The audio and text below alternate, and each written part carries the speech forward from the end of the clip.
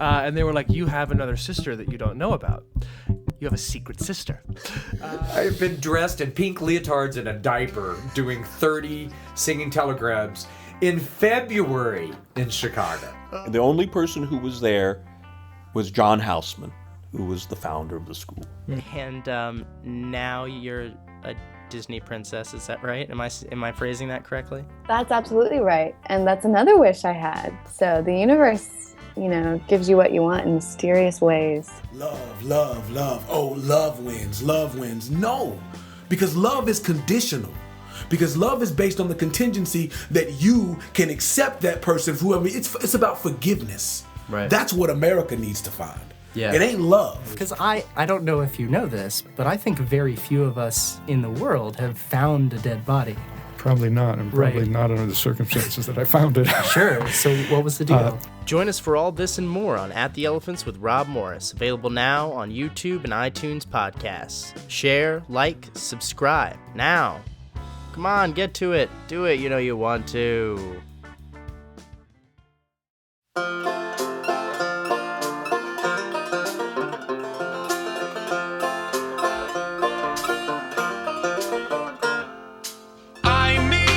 Commissary says I better get used to the gaddies. Hello, everybody, and welcome to At the Elephants. I'm your host, Rob Morris, and I'm very excited to bring you a bonus episode of At the Elephants this week, catching up with my dear friend Dave Thomas Brown. He's been up to a lot of really fascinating stuff, theater-wise mostly, since last we spoke, and he's going to share all that with you today. So here's a short little episode with Dave. Enjoy.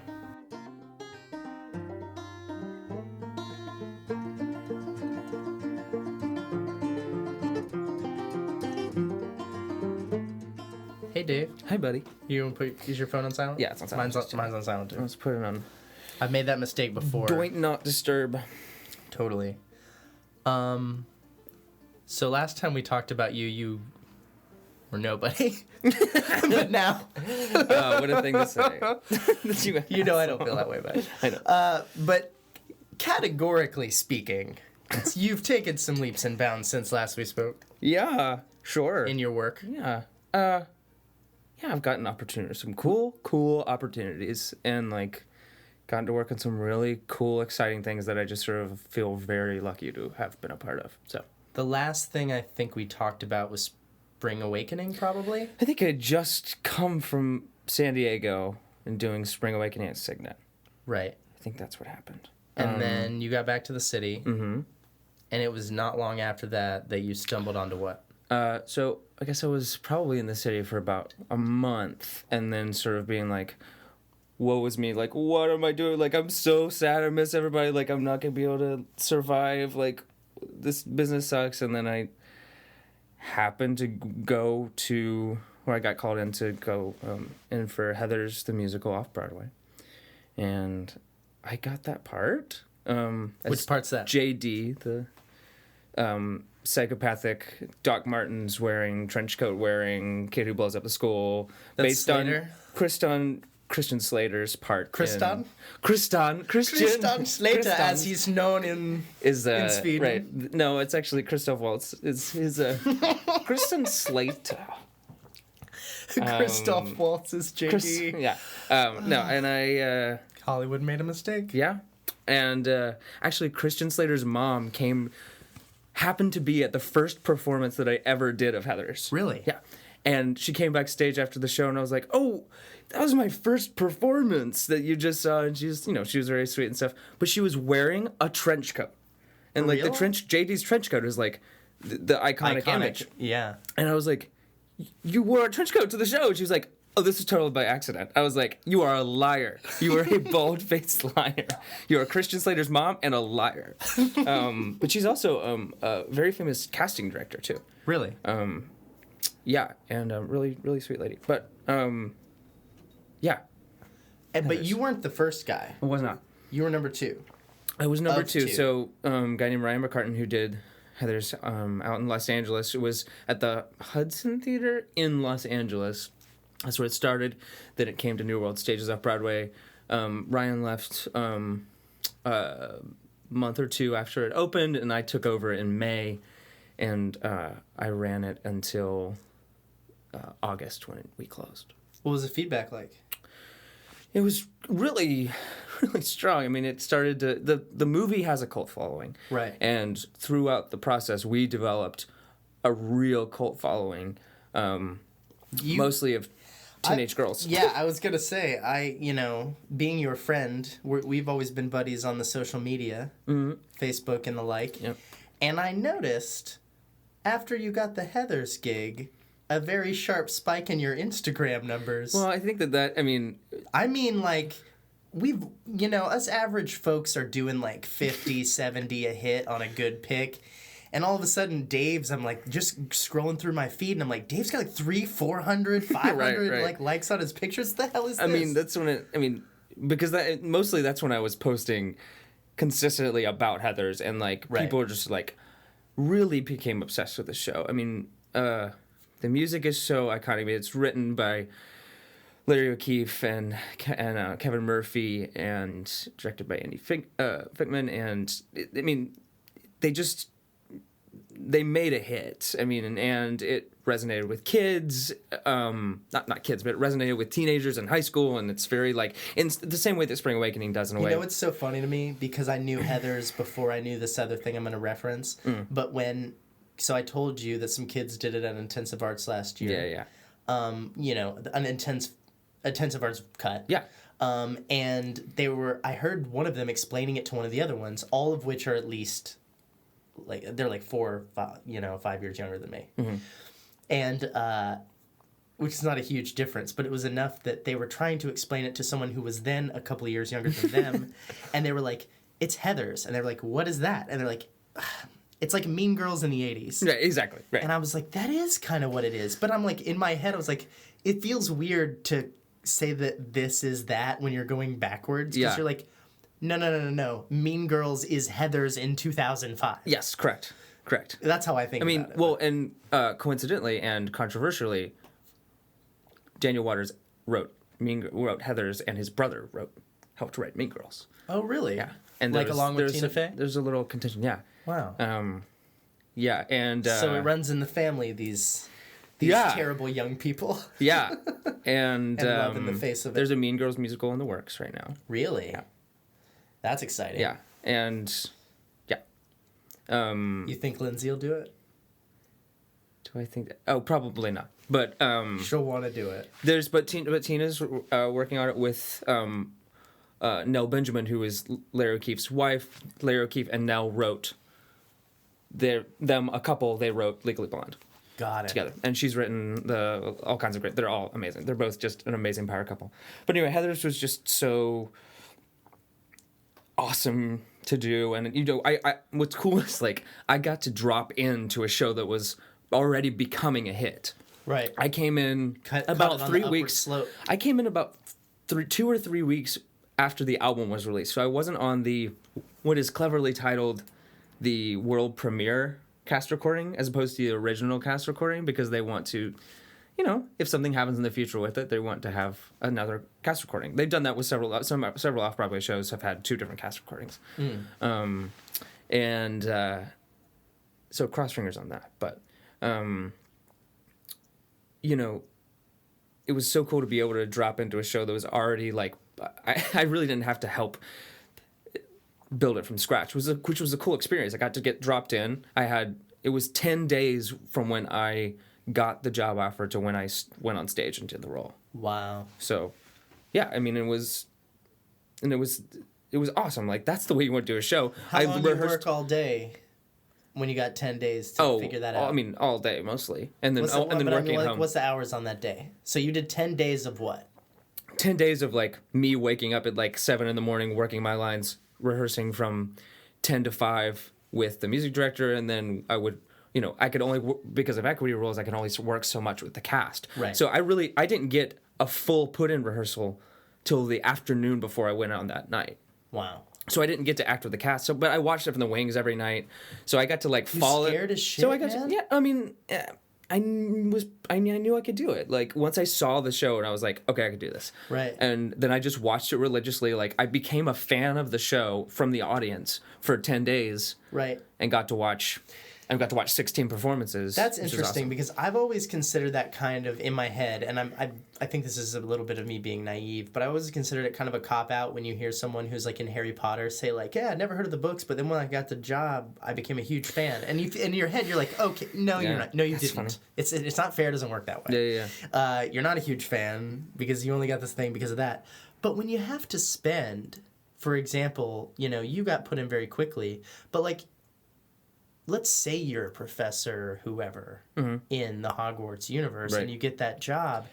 If you're taking that job seriously and you're, worth your salt, you're spending that time falling in love with it and becoming caught up on what it means to be a fan, because how do you really do justice to JD if you don't love him as much as all these little girls do? Yeah, absolutely. I mean, I sat in the audience with the writer for many of the performances, and we sat together and he would sort of whisper things and be like, yeah, this is what's going on here, like think about this for when you're playing it, and like stuff like that. And which was such a cool experience, like to sit outside of the thing that you were about to do, and like in a regular rehearsal process you don't get to do that. You're like doing it from the stage, and like and obviously like that's maybe the best way to do it, but it was a cool experience to do it like that. I mean, I really like my first reaction for the opening number of Heather's, and then like the first number that I'm in.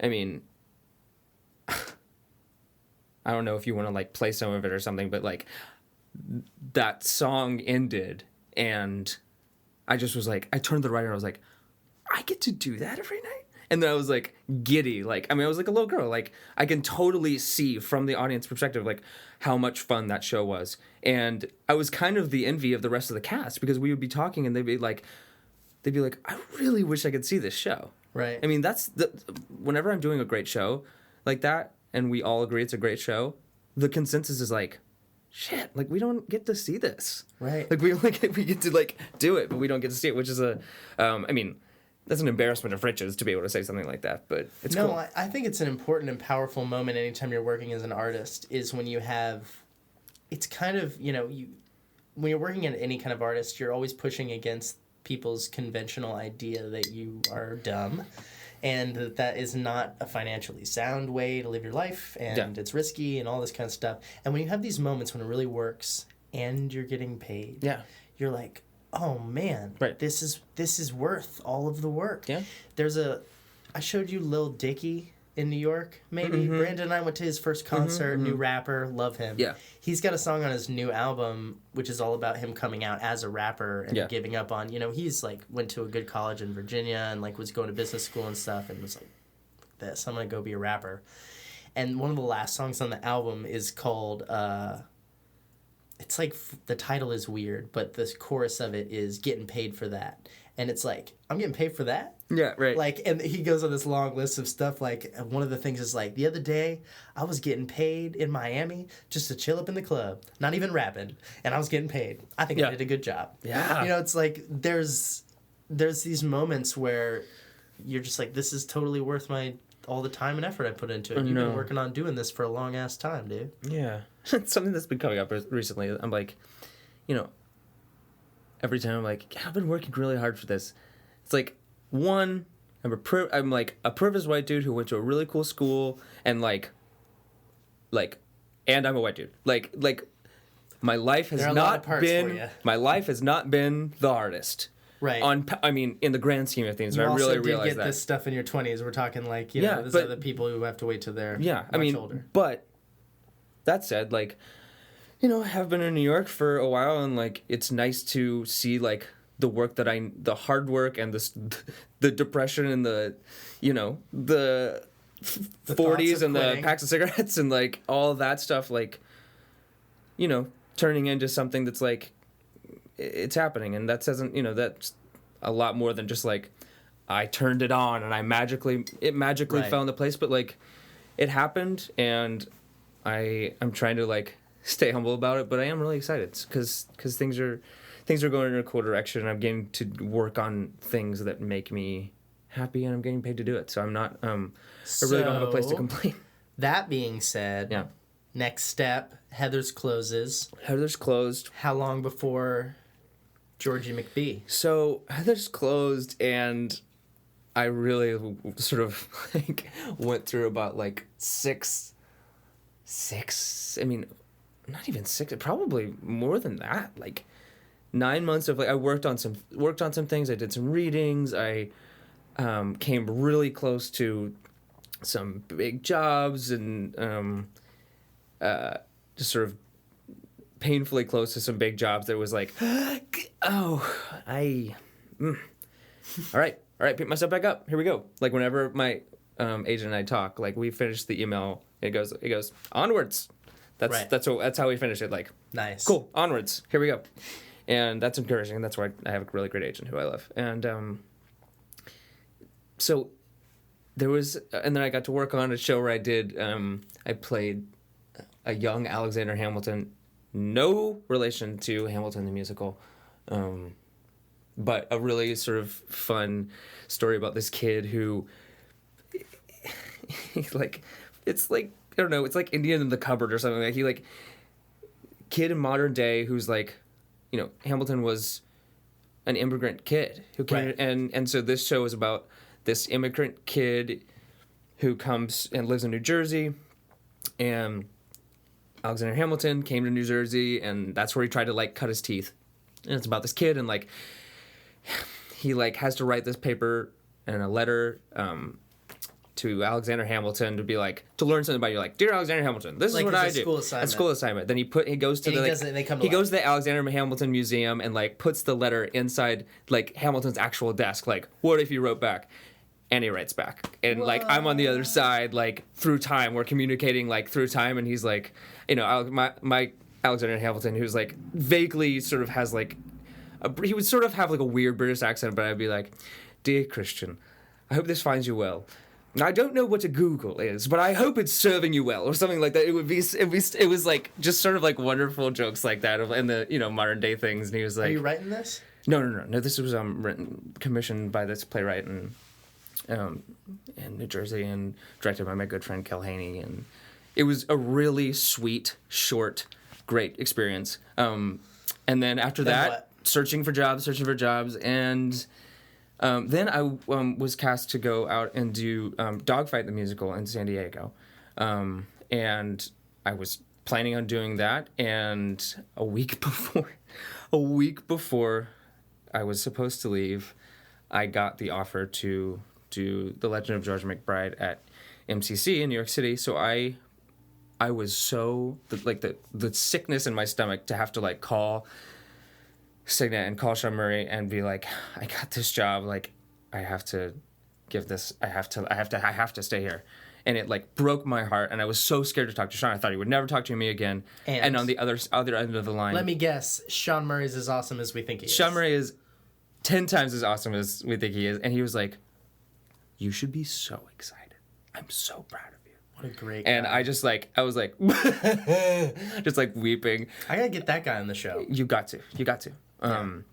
And he was so gracious, and I was like, Sean, I'm so sorry. Like, I'm gonna make this right. And I went around and I like asked people when they were available, people that I trusted. I wanted to like give him some options so he wasn't left in the dark. Yeah. For his like leading guy in this show. Right. Because I love that musical, and I desperately wanted to do that show. And the brilliant Patrick Osteen came in and like just ran with it, and like just had an incredible time. He and Alex Heffler were out there together, and I just heard such great things about it, and they did. I mean, people just loved it, and Patrick's a fucking champ. So, yeah, and poor Alex Heffler, one of the worst actors ever, except one of the best actors ever. I can't even go full ironic on that, like I would, and not say it the opposite, because I want to make sure everyone knows how I feel about it. I love that dude.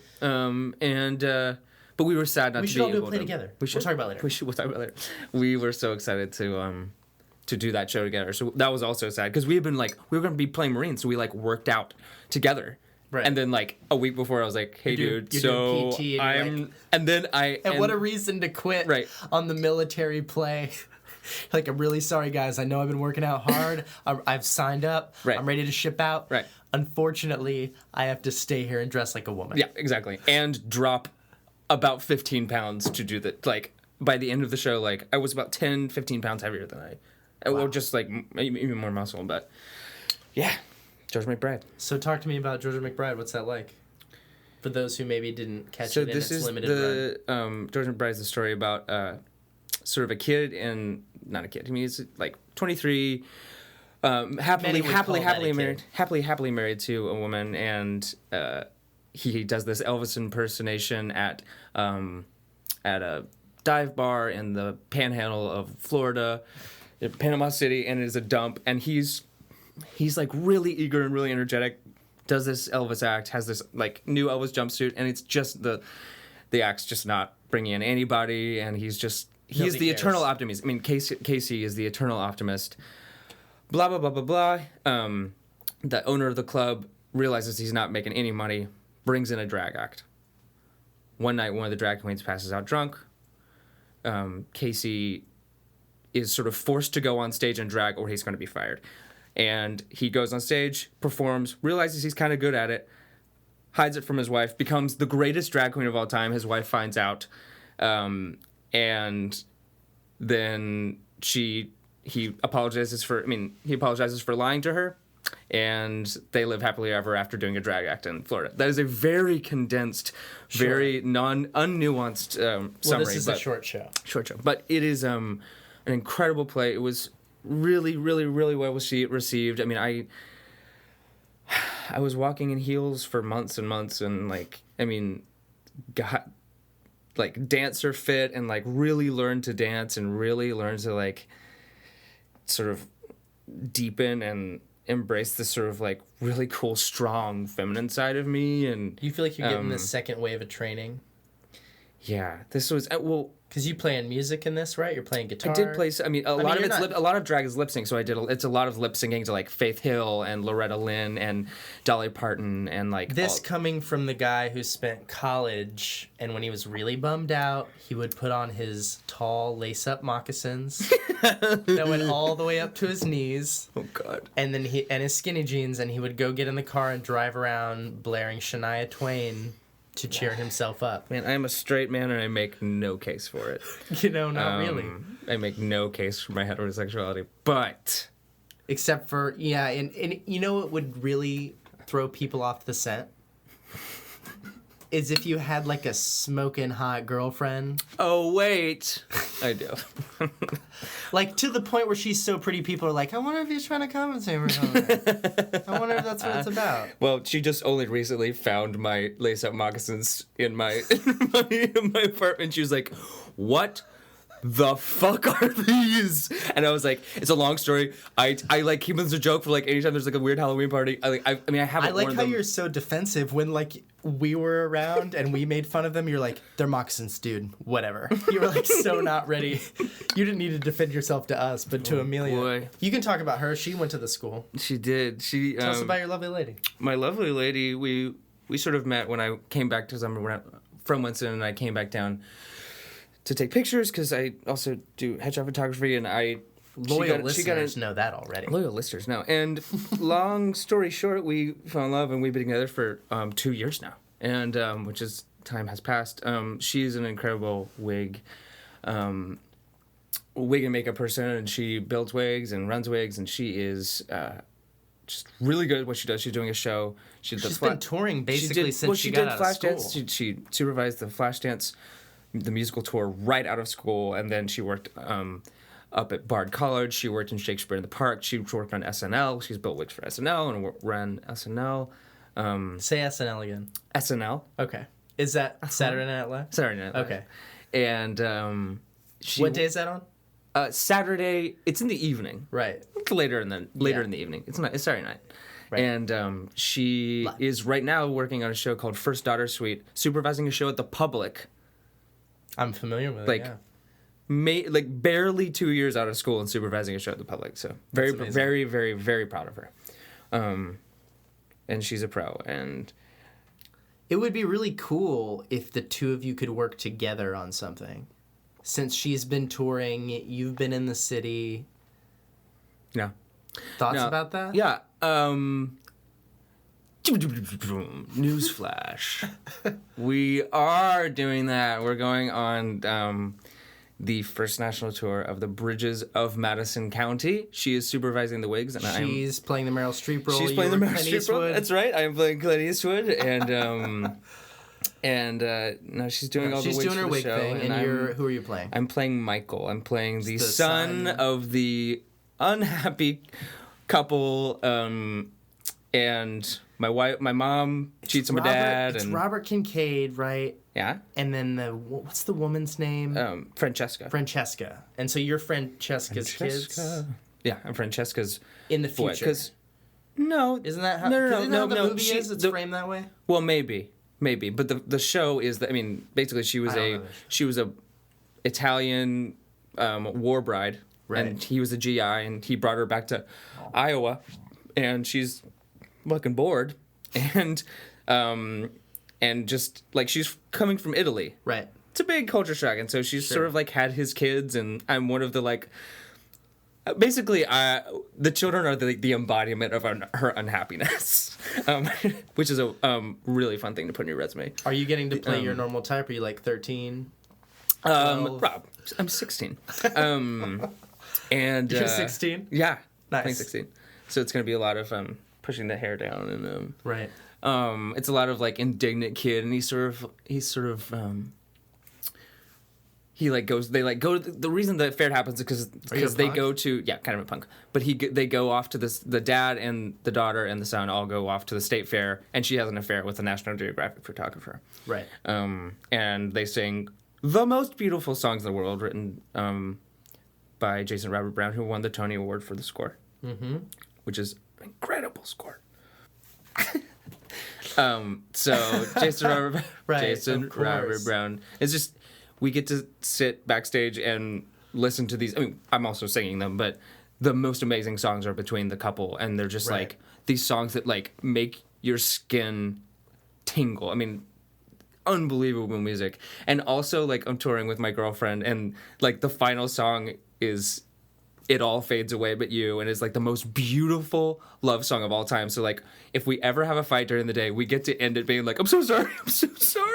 It all fades away but you." Yeah, that's amazing. I mean? So like we get like a restart, free couples restart button on our relationship, which is really cool. That is good. So we'll be in LA. We open in Des Moines because that's where the Bridges of Madison County are. So it's going to be sort of like more of a publicity thing, or there's sort of built-in publicity, and then we'll go to LA from the beginning of December till the end of January. Then Houston and then some other cities, but nice. Yeah. So I'm really excited to.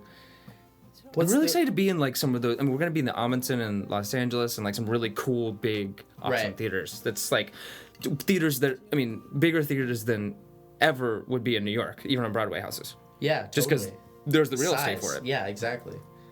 So is that a full year tour? It'd be 9 months.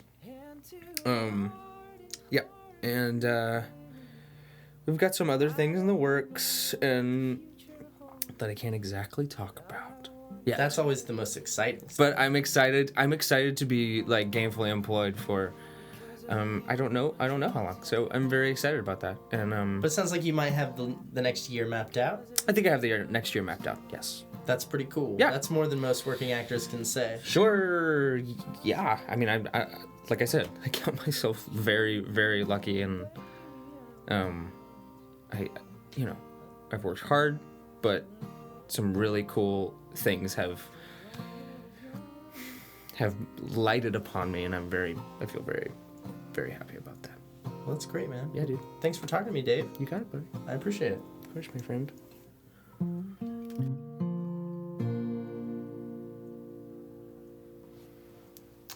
That could be your bumper. Yeah, I'll use some shit. Don't worry. So that's all I've got for you this week. Stay tuned for next week. We're going to have Mary Irwin on the show. I had a wonderful chat with her that I can't wait to share. And if you haven't heard Dave's original interview, check it out. It's episode 5. So I've been reading about nameless things. Don't ask me what they are.